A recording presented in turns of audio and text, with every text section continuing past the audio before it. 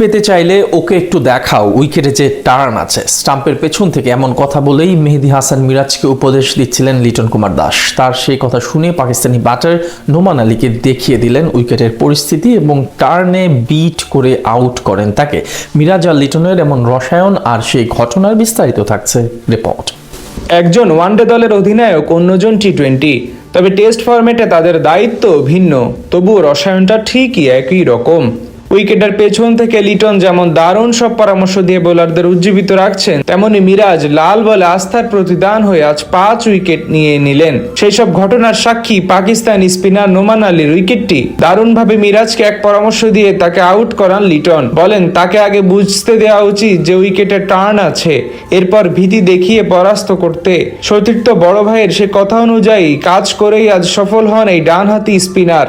মিরপুরে প্রথম টেস্টের দ্বিতীয় দিন বল হাতে তেমন ভাবে পাকিস্তানি ব্যাটারদের কাছে পাত্তা পায়নি বাংলাদেশের বোলাররা। তবে আজ তৃতীয় দিন প্রথম থেকেই দারুণ বোলিং করেন মিরাজ তাসকিনরা। সফরকারীদের বলা চলে পুরোপুরি চেপে ধরেছিলেন এই দুইজন। সেখান থেকে মাঝে সালমান আলী আগা এবং মোহাম্মদ রিজওয়ান মিলে প্রতিরোধ গড়ে তুললেও বৃষ্টির পর 3 নম্বর সেশনে আবারও দারুণভাবে কামব্যাক করে বাংলাদেশ। সেখানে বল হাতে নৈপুণ্য দেখান মিরাজ এবং তাইজুল। এর মাঝে প্রতিপক্ষ ব্যাটার নোমান আলীর আউট ঘিরে ঘটে সেই মজার ঘটনা।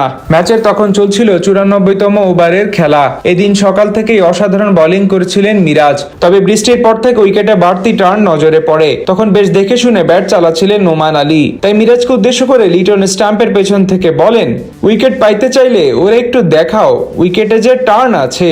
লিটনের সেই কথা শুনে তার কথা মতো জায়গা মতো বল করে বাড়তি টার্ন আদায় করে নেওয়ার চেষ্টা করেন মিরাজ। মূলত ব্যাটসম্যানের মনোবল নষ্ট করার জন্যই এমন পরামর্শ দিয়েছিলেন লিটন। এরপর তা শুনে আরো বেশি কার্যকরী হয়ে ওঠেন টাইগার স্পিনার। ফলস্বরূপ দেখা যায় সেই টার্নে নোমানকে পরাস্ত করেন তিনি।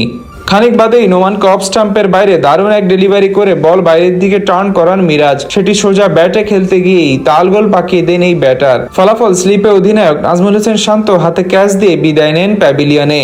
অর্থাৎ লিটনের সেই কথা শুনে ফাঁদে ফেলেন নোমানকে। এদিন পুরো ইনিংসে দুর্দান্ত বোলিং করেন মিরাজ। সেট হয়ে যাওয়া শাহিন আফ্রিদিকেও নিজের স্পিনে ফাঁদে ফেলেন এই ক্রিকেটার। সব মিলিয়ে নিজের ক্যারিয়ারের 7ম 5বার তুলে নেন তিনি।